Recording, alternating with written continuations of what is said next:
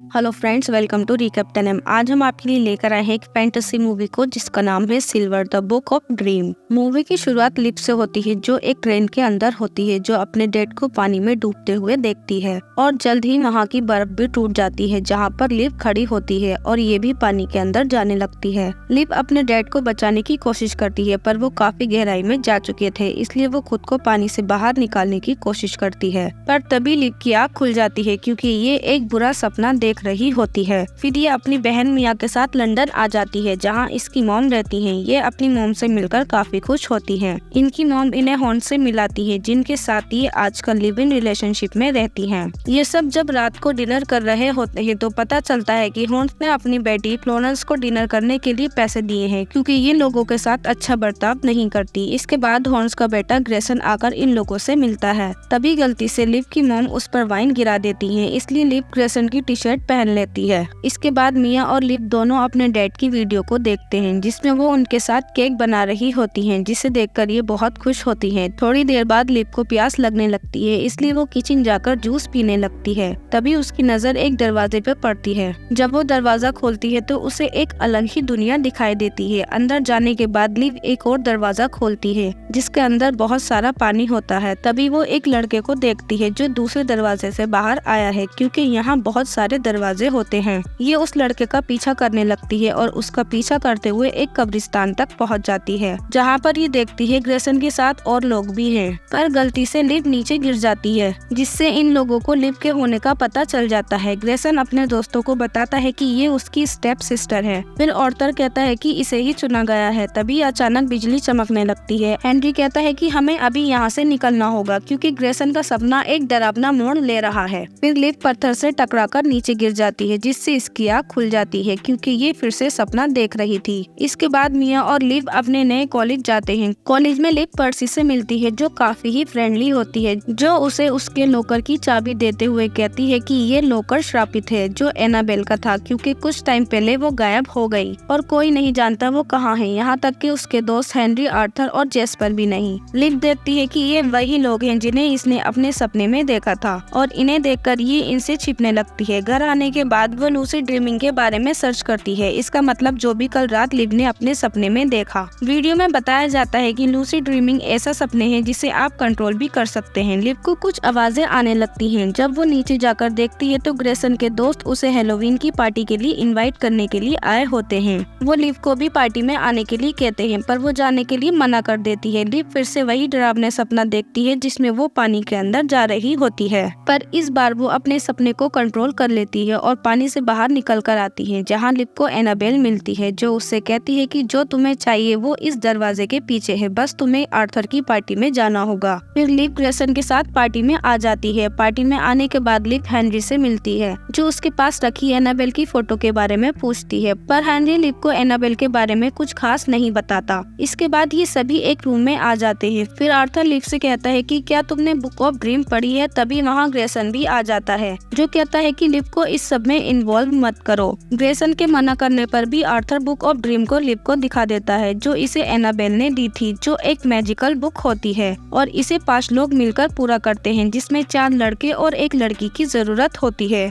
Arthur कहता है कि इसकी पहली रिचुअल को हम पूरा कर चुके हैं क्योंकि हम सभी लोग ड्रीमर्स हैं। हम किसी के भी सपने में आ जा सकते हैं और अब जब एनाबेल नहीं है तो इन्हें इस गेम के लिए एक मैडन यानी एक लड़की चाहिए। इसलिए लिव भी मान जाती है। इसमें जुड़ने के लिए लिव अपना ब्लड मार्क इस बुक पर लगा देती है। रिचुअल के हिसाब से ये सभी लोग अपने सपने को एक एक पेपर पर लिखकर जला देते हैं और फिर लिव अपने घर वापस आकर सो जाती है और ड्रीम हॉल में उसी दरवाजे से चली जाती है। यहाँ आकर वो ग्रेसन के सपने में चली जाती है जहाँ वो स्कूल का प्रेसिडेंट बन जाता है, पर पीछे से कोई आकर उसकी पैंट को उतार देता है। तभी ग्रेसन लिव को जगा देता है और उससे कहता है कि गेम खेलने के लिए रूल्स को फॉलो करना होगा। वो ऐसे किसी के भी सपने में नहीं जा सकती। दरअसल किसी के सपने में जाने के लिए आपके पास उसकी कोई चीज होनी चाहिए और लिव ग्रेसन के कपड़े पहन रही होती है, इसलिए वो ग्रेसन के सपने में चली गई। इधर हम कॉलेज में देखते हैं जहाँ चंद्र ग्रहण के पोस्टर लगाए जाते हैं जो आज से 3 दिन बाद है। कॉलेज आने के बाद लिव को पर्सी से पता चलता है कि जेस्पर के हाथ में फ्रैक्चर हो गया है। इसके बाद वो रात को अच्छे से तैयार होती है क्योंकि सपने में ये हेनरी से मिलना चाहती है। हेनरी भी इसे देखकर समझ जाता है क्योंकि ये दोनों एक दूसरे को पसंद करने लगे। हेनरी एक बैंड के जरिए लिव को अपनी छोटी बहन एमी के सपने में ले आता है, जो एक बारबी हाउस में होते हैं। थोड़ी देर बाद एमी का सपना एक डरावने सपने में बदल जाता है। बाहर निकलने के भी सारे दरवाजे बंद हो जाते हैं। हेनरी जल्दी ही लिव के साथ घूमने लगता है, क्योंकि घूमने से सपने से बाहर आ जाते हैं। फिर वो एक और तरीका बताता है सपने से बाहर आने का। वो लिव को नीचे गिरा देता है और बताता है कि जमीन छूने से पहले तुम्हारी आँख खुल जाएगी, और ऐसा ही होता है। लिव की नींद से आँख खुल जाती है। इसके बाद ये सभी लोग कॉलेज पहुँचते हैं, क्योंकि आज वोटिंग पूरी हो चुकी है और पता चलेगा पर्सी और ग्रेसन में से कौन स्कूल प्रेसिडेंट बना है।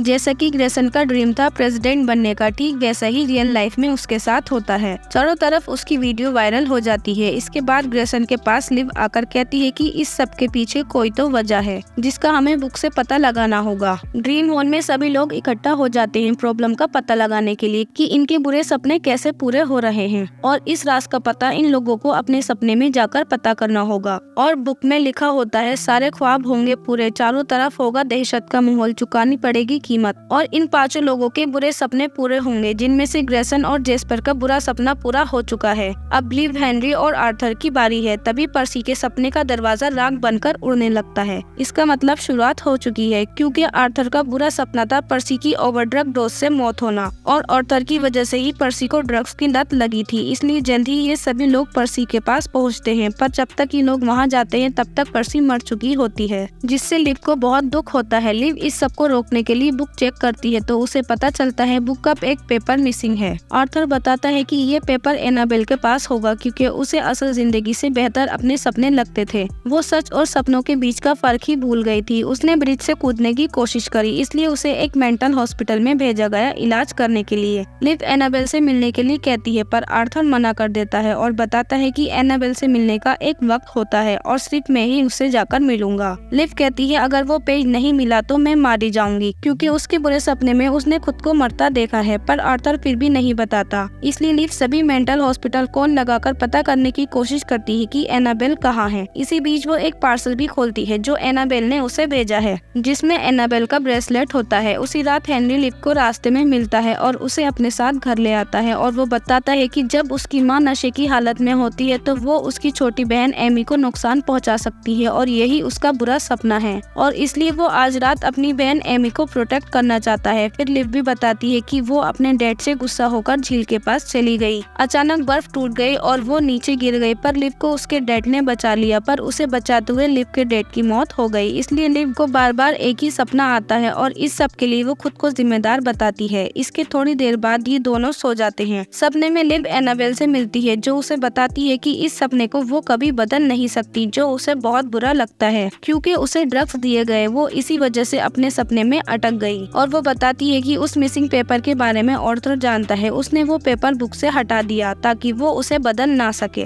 आर्थर पहले से ही सब जानता था उन डरावने सपनों के बारे में, और वो ये सब क्यों कर रहा है तुम्हें ये पता करना होगा। तभी लिव का दम घुटने लगता है, क्योंकि हेनरी की माँ उसका गला दबा रही होती है, पर जल्द ही वो उसे अपनी माँ से छुड़ा लेता है। पर उसकी माँ एमी को ले जाती है। लिव हेनरी से एनाबेल के बारे में बात करती है, पर हेनरी को गुस्सा आ जाता है, क्योंकि वो चाहता था कि लिव उसकी मदद करे एमी को वापस लाने के लिए। इसलिए वो गुस्से में कह देता है एनाबेल विंटर हाउस हॉस्पिटल में एडमिट है। ये सुनकर वो अपने दोस्तों को कॉल पर सब बता देती है। हेनरी का बुरा सपना पूरा हो चुका है, अब मेरी बारी है। इसीलिए वो ग्रेसन के पास आकर आर्थर के सपने में जाकर उस पेपर के बारे में पता करने की कोशिश करने को कहती है, पर वो ऐसा करने से मना कर देता है। इसलिए वो अकेले ही आर्थर को बेहोश करके उसके सपने में जाने के लिए खुद भी बेहोश हो जाती है, और आर्थर की चाबी अपने पास रख लेती है ताकि ये इसके सपने में जा सके। आर्थर के सपने में आकर लिव को वो पेपर भी मिल जाता है, जिसमें लिखा होता है सपने में लो मेडन की जान, पूरे करो अपने सारे ख्वाब। पर अगर मेडन सपने में मुड़ गई तो वो इस बुक के श्राप को खत्म कर सकती है। पर तभी वहाँ आर्थर आ जाता है, इसलिए जल्दी वो उस सपने से बाहर आ जाती है और एनाबेल के सपने में जाकर उसे सब बता देती है। एनाबेल कहती है कि आर्थर को हमें एक साथ मिलकर रोकना होगा, क्योंकि पता नहीं वो किसकी कुर्बानी देगा, मेरी या फिर तुम्हारी। तभी आर्थर लिव को जगा देता है। लिव सीधा ग्रेसन के पास आकर उसे कहती है कि अगर मेडन ने चंद्र ग्रहण यानी आज की रात को बुक को खत्म कर दिया तो सारे श्राप खत्म हो जाएंगे, और ये दोनों ही एनाबेल के पास जाते हैं। पर लिव कार में ही ग्रेसन को वेट करने के लिए कहती है, पर एनाबेल से मिलने का टाइम खत्म हो चुका है। इसलिए जब रिसेप्शनिस्ट वहाँ से चला जाता है तो लिव उसे बिना बताए एनाबेल के पास चली जाती है। एनाबेल लिव को पीने के लिए पानी देती है, पर यहाँ हेनरी, जेस्पर और आर्थर भी आ जाते हैं। इसलिए ये लोग पीछे के दरवाजे से निकलते हैं। आर्थर की कार लेकर वहाँ से चली जाती है, पर ग्रेसन इनके पीछे आता है। एनाबेल बहुत तेजी से कार चला रही होती है। तभी ग्रेसन का भी एक्सीडेंट हो जाता है, पर एनाबेल नहीं रुकती क्योंकि वो लिव को मारना चाहती है और ये लिव के सपने में है क्योंकि एनाबेल ने जो पानी लिव को दिया था उसमें ड्रग्स थे। एनाबेल ने जानबूझकर आर्थर के सपने में वो पेपर छिपाया और वो इसीलिए गायब हुई ताकि उसके दोस्त एक नई मेडन लेकर आए और एनाबेल उसे मारकर किसी के भी सपने में आ जा सकती है। पर वो लिव से बुक चुरा लेती है और उसे उसके डेट की घड़ी दिखाते हुए कहती है कि अगर जैसे मैं कहती हूँ तुमने वैसा नहीं किया तो मैं तुम्हारी बहन मिया को सपने में टॉर्चर करके मार दूंगी। क्योंकि ये घड़ी मिया और लिव दोनों के पास ही रहती है, इसलिए एनाबेल मिया के सपने में आसानी से जाकर उसे टॉर्चर कर मार सकती है। पर लिव नीचे गिर जाती है और जमीन तक पहुंचने से पहले उसकी आँख खुल जाती है। पर ग्रेसन उसे कबर्ड से जल्दी निकाल लेता है और ये सब कुछ ग्रेसन को बता देती है। तभी बर्फ गिरने लगती है क्योंकि लिव का बुरा सपना पूरा होने वाला है। ये लोग जल्दी कॉलेज पहुंच जाते हैं, पर एनाबेल मिया को वहां से ले जाती है, इसलिए ग्रेसन लिव के कहने पर उसे बेहोश कर देता है, जिससे वो मिया के सपने में पहुंच जाती है।